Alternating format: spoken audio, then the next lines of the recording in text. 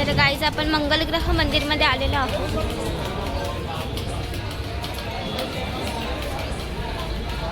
बघू शकता उज्जैनमध्ये जर दर्शन घ्यायचं असेल तर पहिले तुम्हाला मंगलग्रह करावं लागेल, त्यानंतर कालभैरव आणि मग आपण महादेवांना जातो, तेव्हा दर्शन पूर्ण होतं अशी मान्यता आहे. इथे बघू शकता तुम्ही होम चालू आहे. सुंदर मंदिर आहे. मम्मी हाय.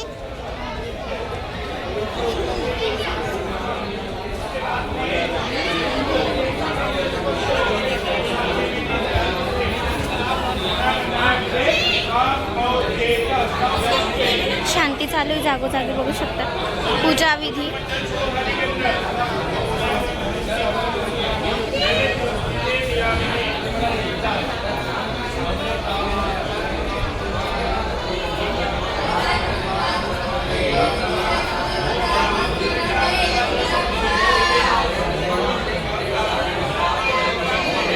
शिवलिंग खूप सुंदर आहे, बघू शकता गाईस तुम्ही.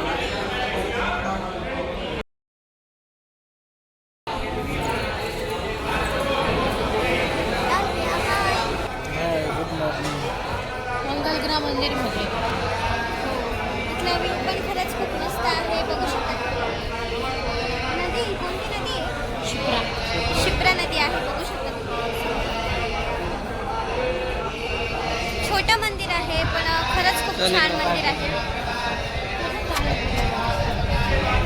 जागोजागी पूजा चालली आहे आणि मान्यता आहे अशी की तुम्ही महाकाल उज्जैनला याल तर पहिले मंगलग्रहाचं दर्शन घ्या, नंतर कालभैरव आणि मग नंतर आपण आपल्या उज्जैनचे महाकाल यांचं दर्शन घेऊ शकतो.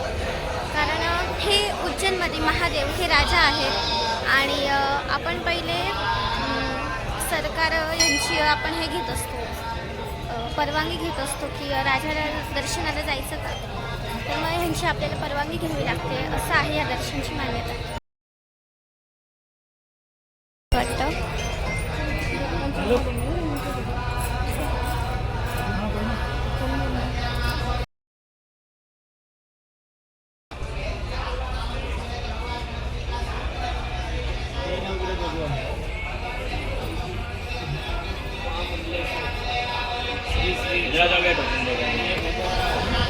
खरंच खूप छान मंदिर आहे, सुंदर वाटतं इथे आल्यावरती.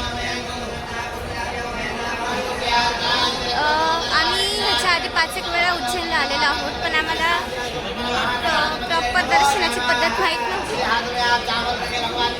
ह्या वेळेस आलो तर मग समजलं की पहिले कशाचं दर्शन केलं पाहिजे, मग हे दर्शन पूर्ण होतं अशी मान्यता आहे. म्हणून मग पहिले आम्ही मंगलग्रह, आता कालभैरवांना चाललेलो आहोत आणि मग आपल्या उज्जैनचे महाकाल यांना जाणार आहोत. तर छान मंदिर होतं आणि व्ह्यू पण इथे मस्त आहे.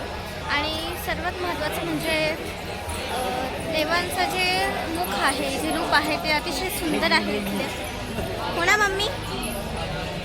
तर आता आम्ही निघालेलो आहोत दर्शन करून इकडे कालभैरवांना. सो नेक्स्ट ब्लॉगमध्ये तुम्हाला कालभैरवांचं दर्शन करायला भेटेल. सो कुठेही जाऊ ना, भेट देत राहा नंदिनी क्रिएटर चॅनलला. सो भेटूया नेक्स्ट ब्लॉगमध्ये. Bye bye and subscribe. Radhe Radhe.